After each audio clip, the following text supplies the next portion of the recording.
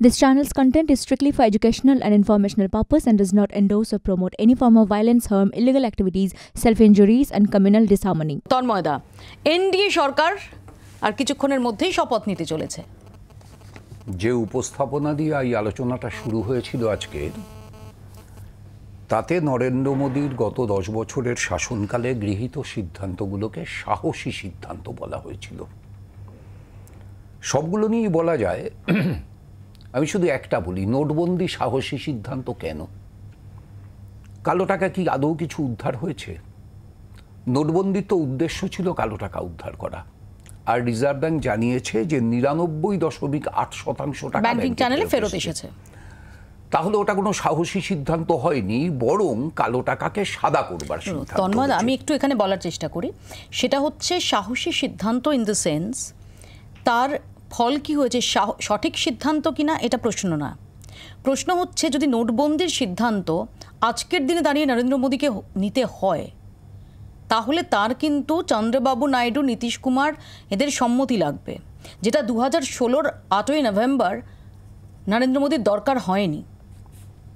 সঠিক সঠিক, কিন্তু সাহসী সিদ্ধান্ত আমরা সেটা অর্থাৎ যদি কোনো সিদ্ধান্ত নিতে হয় সেই ঝুঁকিটা তিনি নিজে ক্যালকুলেট করছেন, সেক্ষেত্রে নির্ভরশীলতা বোঝার কোনো বিভ্রান্তি রাখবেন না। ঠিক আছে। দ্বিতীয় বলা হলো যে 370 ধারা, আসলে তো 370 ধারার একটি উপধারা বাতিল হয়েছে, যে কাশ্মীরে বহিরাগতরা জমি কিনতে পারবে, এবং এই উপধারাটা বাতিল করবার প্রধান কারণ হচ্ছে আদানি যাতে ওখানে খনিজ সম্পদ যেখানে আছে সেই জমিগুলো কিনতে পারে। এবং এই মুহূর্তে কাশ্মীরে খবর নিলে দেখা যাবে যে প্রচুর এইরকম খনিজ সম্পদ সমৃদ্ধ এলাকার জমি আদানি কিনেছে মোদির ঘনিষ্ঠ হওয়ার সুবাদে। 3 নম্বর, আপনাদের উপস্থাপনায় বলা হয়েছিল যে বিশ্বগুরুর তকমা পাওয়া। আচ্ছা, পাওয়া না নেওয়া, মানে আপনি শপথ গ্রহণ নিয়ে আলোচনা করতে বসেছেন না আপনি আমাদের প্রতিবেদন নিয়ে আলোচনা করতে বসেছেন? যদি প্রতিবেদন নিয়ে আলোচনা করতে চান আপনি করতে পারেন, আমি এই অনুষ্ঠান হয়ে যাওয়ার পর আপনার সঙ্গে দীর্ঘ একটা এই ওয়ার্কশপ করতে পারি। আমি বলছি, এবং সেখানে প্রত্যেকটা পয়েন্ট ধরে ধরে আমি বিশ্লেষণ করতে পারি। কিন্তু এই মুহূর্তে আমার মনে হয় যে মৌপিয়া, ঠিক আছে, আমি আসছি, শপথ গ্রহণে আসছি। আসলে যেটা হলো, শপথ গ্রহণ কে করছেন? এসেছিলেন সেবক হয়ে, তারপরে ফকির হয়েছিলেন, তারপর চৌকিদার হয়েছিলেন, তারপর অবতার হয়েছিলেন। এখন শপথ গ্রহণ করতে দেখছি আমরা একজন মানুষকে, যিনি অবতার, তিনি এখন নতজানু হয়ে ভারতবর্ষের সংবিধান বদলে দেওয়ার যাবতীয় অভিপ্রায়কে বদল করে সেই সংবিধানকে হাতে করে নিয়ে সংবিধানকে 10 বার করে নমস্কার করছেন প্রত্যেক দিন। সেটা আপনার চ্যানেল সহ সব চ্যানেল দেখাচ্ছে। নরেন্দ্র মোদীকে মানুষ করবার কৃতিত্ব অবতার থেকে, এই কৃতিত্বটা সামগ্রিক বিরোধীদের প্রাপ্য, ইন্ডিয়া জোটের প্রাপ্য। রাহুল গান্ধী, MK স্ট্যালিন, অখিলেশ যাদব, মমতা বন্দ্যোপাধ্যায় সকলেই এর জন্য শুভেচ্ছা অভিনন্দন পাওয়ার যোগ্য, যারা নরেন্দ্র মোদীর এই অবতারত্বকে ভেঙে দিলেন। সীতারাম ইয়েচুরি নেই লিস্টে। আমি ইন্ডিয়া জোট সামগ্রিক বলেছি, সামগ্রিক ইন্ডিয়া জোট বলেছি, কিন্তু এই দলগুলো আসন সংখ্যার নিরিখে, আমি যাদের নাম বললাম, আসন সংখ্যার নিরিখে এই দলগুলো তার নিজের রাজ্যে বিজেপিকে পর্যুদস্ত করে দিয়েছে। সেই জন্য এদের নামটা বলেছি, এটা অন্য কোনো মানে করতে যাওয়ার কোনো প্রয়োজন নেই। ফলে আমি বলবো এই নির্বাচনের সবচাইতে বড় কৃতিত্ব হচ্ছে এইটা, বা মোদির শপথ গ্রহণের আগের সবচাইতে বড় ডিসক্রেডিট হচ্ছে এইটা, যে মোদি অবতার হিসাবে শপথ নিতে চেয়ে মানুষ হিসাবে শপথ নিতে। এটা তো গেল নরেন্দ্র মোদীর ডিসক্রেডিট।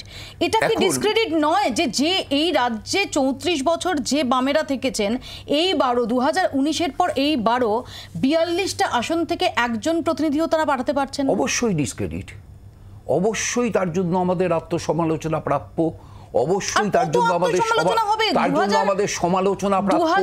আমরা পঞ্চায়েত নির্বাচনের পর থেকে তো শুদ্ধিকরণ আর আত্মসমালোচনা হয়ে যাচ্ছে। ঠিক, আরো হয়তো প্রয়োজন হবে, আরো হয়তো প্রয়োজন হবে।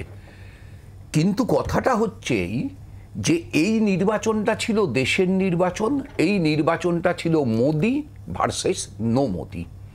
এই মোদি ভার্সেস নো মোদির লড়াইতে আমরা খুশি, আমরা হেরে গেলেও মোদি জেতেননি। সরকারটা হয়তো মোদি গঠন করছেন, কিন্তু আপনি যে কথা বললেন যে মোদির সরকার নির্ভরশীল সরকার, মোদি যে খেয়াল করলে দেখবেন মোদির নির্বাচনী প্রচার প্রথম 3 দফার আগে মোদি সব জনসভায় 3 বার বলেছেন আপকি বার 400 পার, চতুর্থ আর পঞ্চম দফার আগে 2 বার বলেছেন আপকি বার 400 পার, ষষ্ঠ দফার আগে 1 বার বলেছেন, সপ্তম দফার আগে যতগুলো বক্তৃতা একবারও বলেননি। অর্থাৎ মোদি নিজে বুঝতে পারছিলেন 400 দূরস্থ হয়ে গেছে। এই যে 400 দূরস্থ হয়ে গেছে এটা মোদিকে বুঝিয়ে দিল যে জনগণ, মোদির যে বিভিন্ন স্তরের আইবি রিপোর্ট মোদিকে এটা বুঝিয়ে দিল যে 400 দূরস্থ, কৃতিত্ব সেই জনগণের। সেই জনগণের কৃতিত্বের মাঝখানে যদি আমরা পরাজিত হয়ে থাকি, হয়েছি তো বটেই এই রাজ্যে, আমরা যদি পরাজিত হয়ে থাকি তাহলেও দেশের নির্বাচনে দেশের সামনের সবচাইতে বড় বিপদ, যে আস্ফালন নিয়ে প্রবেশ করবে ভেবেছিল সেই আস্ফালন নিয়ে প্রবেশ করতে পারছে না, নির্ভরশীলতার বেড়া জালে আবদ্ধ হয়ে আছে। সমালোচনাটা তো লাগবে তন্ময়দা, তার কারণ ঠিক 20 বছর আগে যে শপথ গ্রহণ অনুষ্ঠানটা হয়েছিল UPA 1-এর, সেখানে মূল চালিকা শক্তি আপনাদের কথা মতো ওয়াচডগ ছিলেন এই বামেরাই। ঠিকই তো, সেদিন ছিলাম, আজকে নেই। আমি একটু সেদিনের রাজনীতি আমাদের সে জায়গায় পৌঁছে দিয়েছিল, আজকে পৌঁছে দেয়নি।